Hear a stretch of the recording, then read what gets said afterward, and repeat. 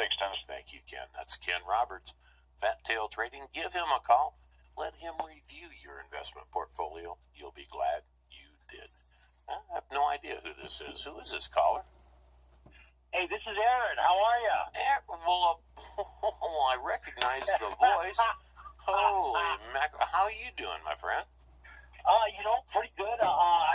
Thanks to everybody and Allison for putting me out there. I didn't know Allison was actually included in that email, but I thank everybody for the well wishes and everything. I just figured since today is the most optimistic day for about 250 million people in this country, that I'd call in and, we're all in first place. We're all having a good time, and we're all going to the World Series. So it's opening day for baseball. I just thought I'd call in and say hello. You, as a baseball fan, know how hard it is to put the ball on the bat? Mm-hmm. Or the bat on the ball, I should say. Yeah. Got to give kudos. Before I tuned you guys in this morning, I was watching Fox and Friends, a young lady by the name of Abby Huntsman, who is a host on Fox and Friends. Seriously impressive. In a dress and heels, she steps into the batter's box, and everybody's laughing until she put the bat on the ball. Kudos to that young lady. You got to tip your hat, give her a shout out there. I mean, I was seriously impressed with that unbelievable thing. So how's AM News been? Oh, just rocking and rolling, my friend. I'm, doing the morning thing, and it's just getting bigger and bigger, and I'm enjoying what I'm doing right now. Hey, I gotta. Did you watch the Giants game yesterday, by any chance? I didn't catch it. I don't have TV. Everything I do is off my cell phone and a tablet. I didn't. I haven't been able to find a radio station up here that even gets a baseball game yet. But that's just a matter of time. I'll find one sooner or later. But I did kind of read the thing there, and boy, the Giants need bullpen help still, don't they? Oh yeah, they're Melancon. Man, he was so good last year. But how about Baumgartner? Two home runs yesterday. I mean, not just one, and I've seen him hit a home run at Pac Bell Park, and that's a huge field. I mean, Pac Bell. You got to wonder. I mean, he really is good on the mound, but for a pitcher, I mean, he's got one of the better bats. You got to wonder if somebody in management isn't thinking of doing what they did with Babe Ruth with him. Yeah, put him at first first base. base. Put the bat on the ball, Yeah, put him at first base. That's, whoa, man, unbelievable. He's a big guy, though. He's like 6'6" or 6'7" or something. I mean, he's huge. Babe Ruth was a pretty good size dude, too. Yeah, no doubt. Yeah, but,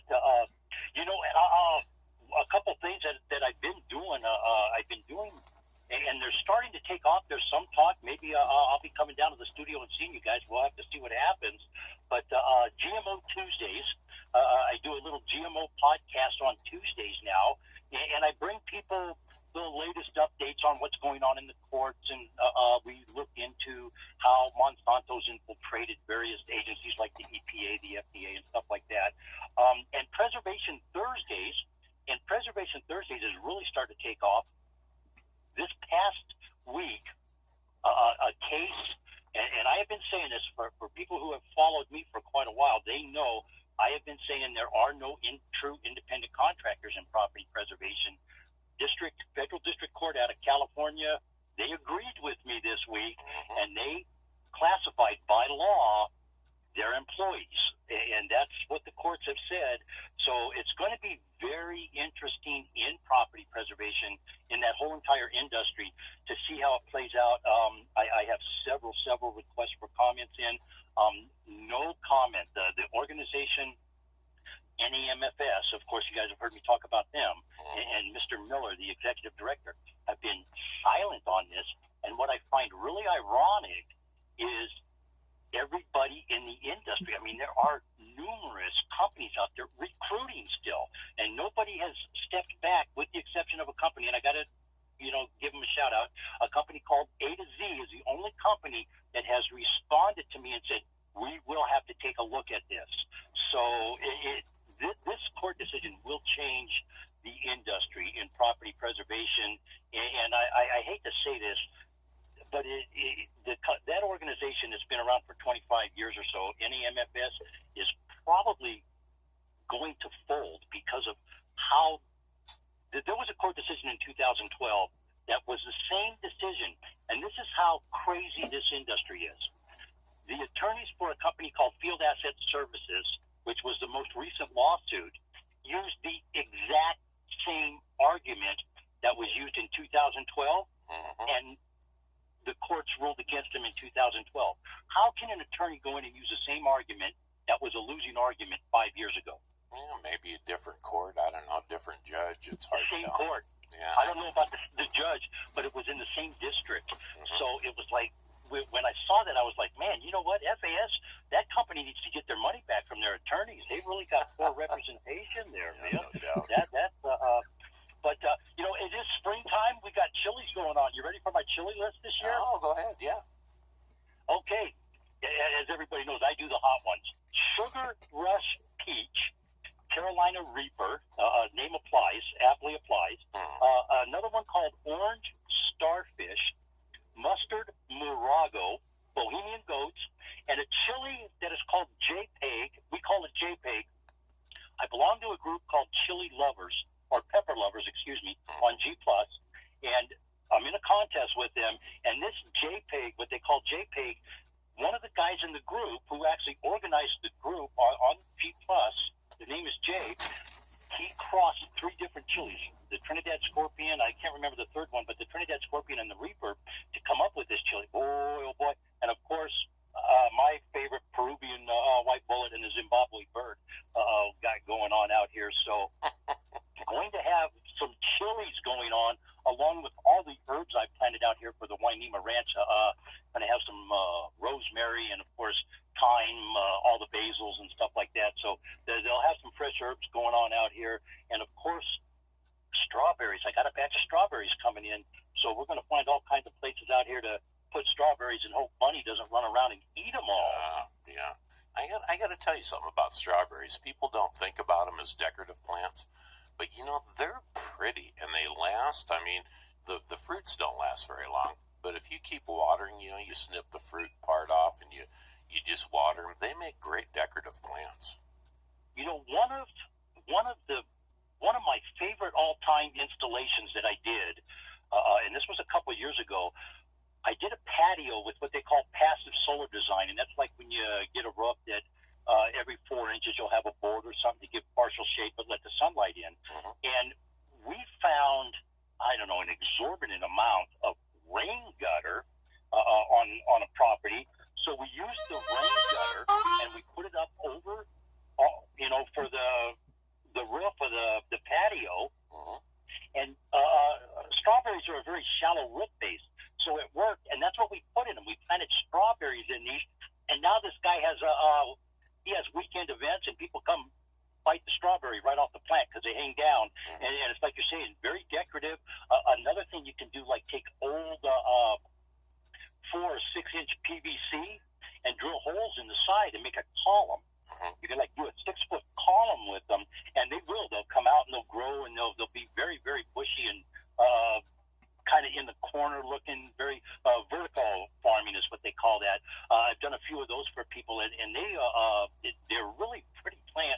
And the thing about them, because they do what they call a rhizome, that runner that comes out and roots itself, you can like start up top on something and they'll grow down, and you can make steps and stuff. You can do all kinds of stuff with strawberries in a, you know, very aesthetically kind of planting and stuff like that. They're very good for that. We've been using strawberries and squash, believe it or not, as decorative plants. I mean, and the benefit of squash is you get the squash blossom, you end up with squash you can eat, but they're also very pretty for, you know, decorative. You know, we've got a corner of our backyard where Linda likes to do that, and the strawberries and squash, they're hardy.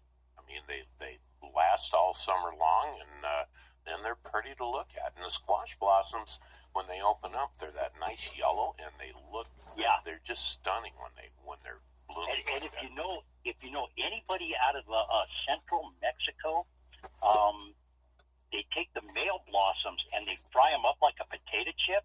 Mm-hmm. Yeah, I've heard that. Oh, I've heard that. man, Fried they squash are blossom. good. Yeah. That was when I first got introduced to hot food many years ago. When my dad was at the Sahara, one of the maintenance guys was from Mexico, and he asked my father to be his sponsor for citizenship. And my dad made a deal with him. He said, "I'll do this, but you have to do me a favor. When you bring your wife and your family here, your wife has to teach me how to cook real Mexican food." Oh, there you And go. she made these. She would have us pick all the male blossoms off the squash plants, and she made these potato chips. Boy, and when I mean they made your back end pucker, they were hot. Man, they were hot, but they were so good. But that was how I got introduced to hot foods and chilies, and I loved. I was like 7 at the time, and I've loved this stuff ever since. And it was kind of like a badge of honor for me. I was this little kid that could eat this hot stuff, and people were looking at me while I was all beet red and sweating. How do you do that? I don't know, but it's okay. You know, it was one of those things that I could do that others couldn't. So I was kind of groovy, and but yeah, that was where I learned to eat the hot foods. I don't know what they call those, but I tell you what, I remember them, and they are good. Mm-hmm. Yeah, I'd actually like to find somebody to make them again. It's amazing what you can do with squash. I mean, the squash itself, and it's like an all-purpose food. It's good. Well, It's you good know what? fried. Last year, when you're talking about decorative and aesthetic things, last year up at the ranch there, Shari was cleaning something out, and she had this old wicker giraffe. Mm-hmm. And you know how the squash, they have that little thread that feels out and it grabs stuff. I fed it on that, and we had a giraffe that was producing spaghetti squash. Spaghetti squash, yeah. No, and that's good too.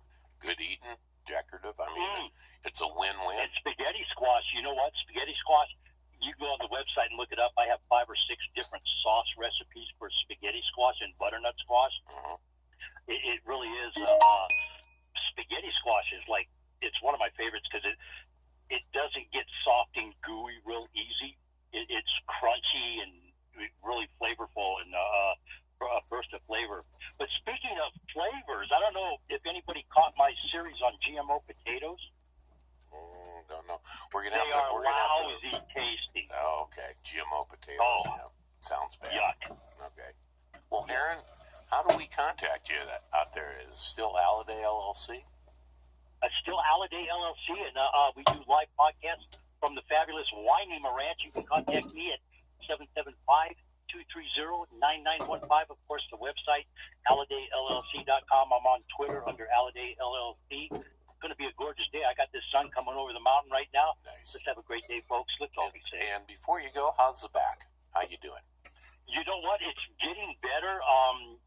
Doing this, I made a very cognizant decision because I didn't want to deal with the collateral effects of opiate pain management.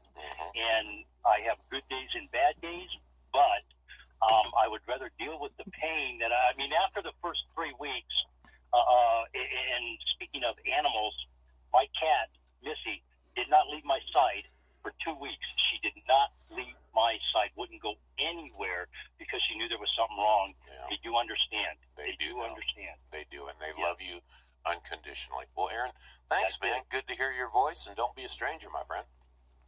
Well, you know what? Be sure to catch my GMO Tuesdays, Preservation Thursdays, and I definitely will be back in touch and calling in with updates on all that good stuff. There you go. Thanks, Aaron.